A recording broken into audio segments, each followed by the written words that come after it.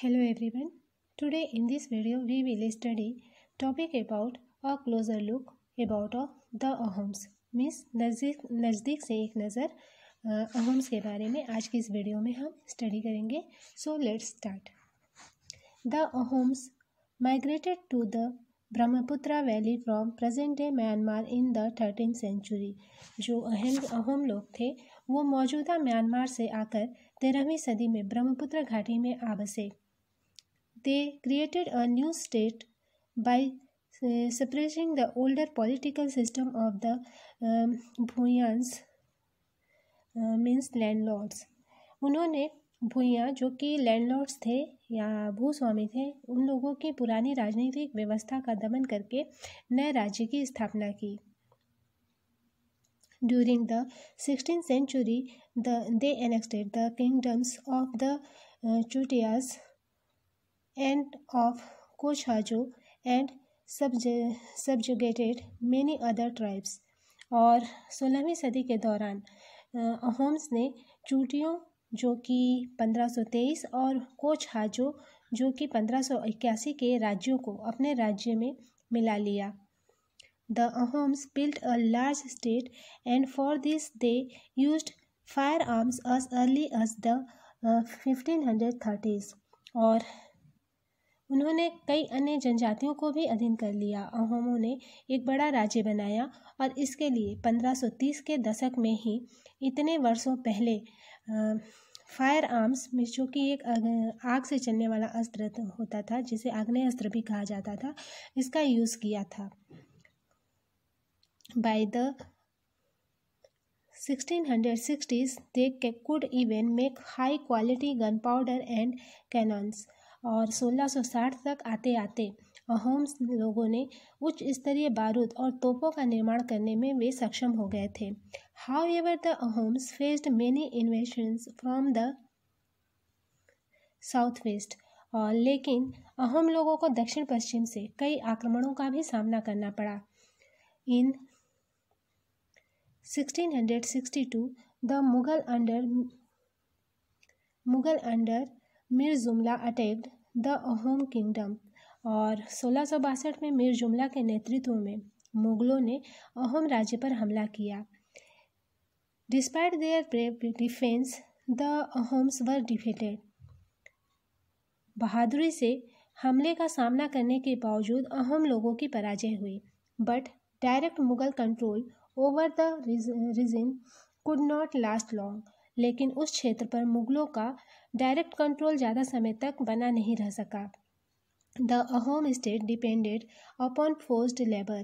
और अहोम स्टेट जो forced labour है, जिन पर ज़बरदस्ती काम कराया जाता था, उन पर निर्भर था. Those forced to work for the state were called paiks. और जिनसे जबरन काम कराया जाता था उन लोगों को वो लोग पाइक कहलाते थे. A census of the population was taken. और अहोम राज्य में एक जनगणना की गई थी. Each village had to send a number of pikes by rotation. और प्रत्येक गांव को अपनी बारी आने पर निश्चित संख्या में पाइक भेजने होते थे. People from heavily populated areas were shifted to less populated places. और इसके लिए जनगणना के बाद सघन आबादी वाले इलाकों से कम आबादी वाले इलाकों में लोगों को स्थानांतरित किया जाता था.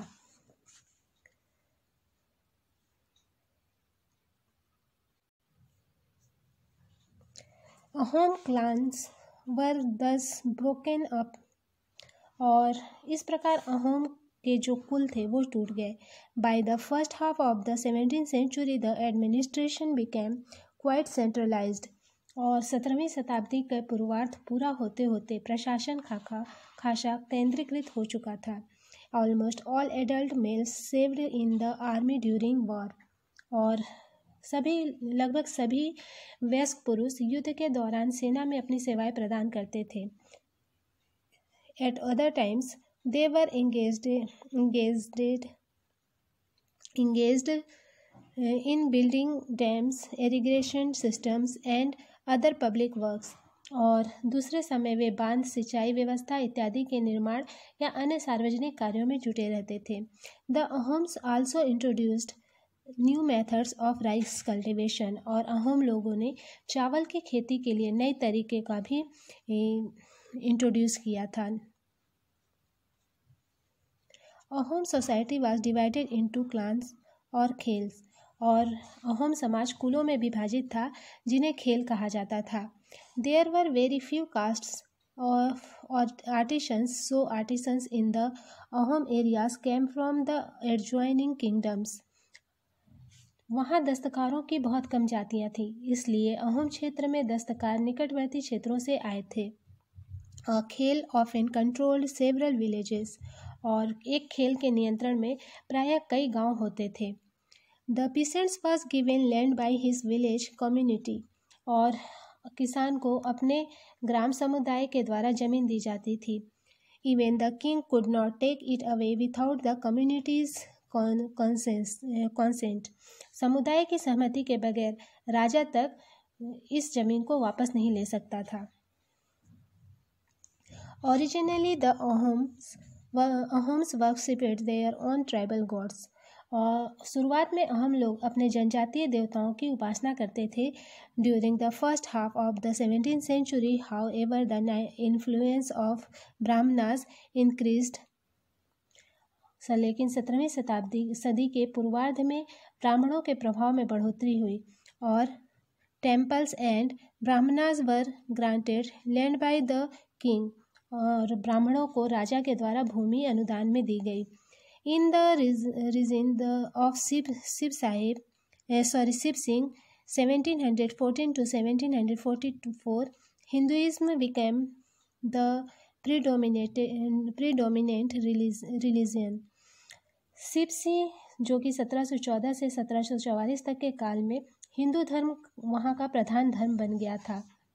But the Ahom kings did not completely give up their traditional beliefs after adopting Hinduism. लेकिन अहोम राजाओं ने हिंदू धर्म को अपनाने के बाद अपनी पारंपरिक आस्थाओं को पूरी तरह से नहीं छोड़ा था। Ahom society was very sophisticated. Ahom समाज एक अत्यंत ही परिष्कृत समाज था। Poets and scholars were given land grants, और कवियों और विद्वानों को अनुदान में जमीन दी जाती थी। थिएटर वॉज इनकरेज्ड, और नाट्यकर्म को भी प्रोत्साहन दिया जाता था। Important works of Sanskrit were translated into the local language, और संस्कृत की महत्वपूर्ण कृतियों को स्थानीय भाषा में अनुवाद किया गया था। Historical works, now as Burunjis, were also written first in the Ahom language and then in Assamese, और बुरंजी नामक ऐतिहासिक कृतियों को पहले अहोम भाषा में और फिर असमिया में लिखा गया था। सो यहाँ पे हम लोगों ने अ क्लोज़र लुक अबाउट अहोम को स्टडी किया। नेक्स्ट हमारा जो चैप्टर है tribes, nomads and settled communities, ये कंप्लीट होता है। लास्ट में हम इस चैप्टर के कंक्लूज़न को देखेंगे। सो conclusion of this chapter is considerable social change took place in the subcontinent during the period we have been examining.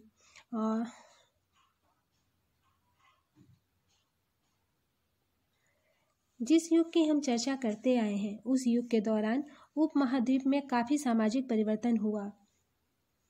Varna based society and tribal people constantly interacted with each other, और वर्ण आधारित समाज और जनजातीय लोग एक दूसरे के साथ लगातार संपर्क में आते रहे।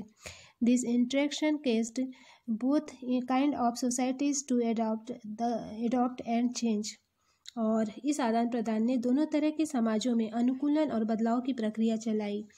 There were many different tribes and they took up diverse livelihoods, और बहुत सी विभिन्न प्रकार की जनजातियाँ थीं और उन्होंने विभिन्न प्रकार की जीविकाएं अपनाई। Over a period of time, many of them merged with caste-based society, और कालांतर में उनमें से कई जाति आधारित समाज में शामिल हो गईं. Others, however, rejected both the caste system and Orthodox Hinduism. लेकिन कईयों ने जाति व्यवस्था और सनातनी हिंदू धर्म दोनों को ही नकार दिया. Some tribes established intensive states with well-organized systems of administration. और कुछ जनजातियों ने सुसंगठित प्रशासनिक व्यवस्था वाले विस्तृत राज्यों की स्थापना की. They thus become politically powerful. और इस तरह वे राजनीतिक रूप से ताकतवर हो गए.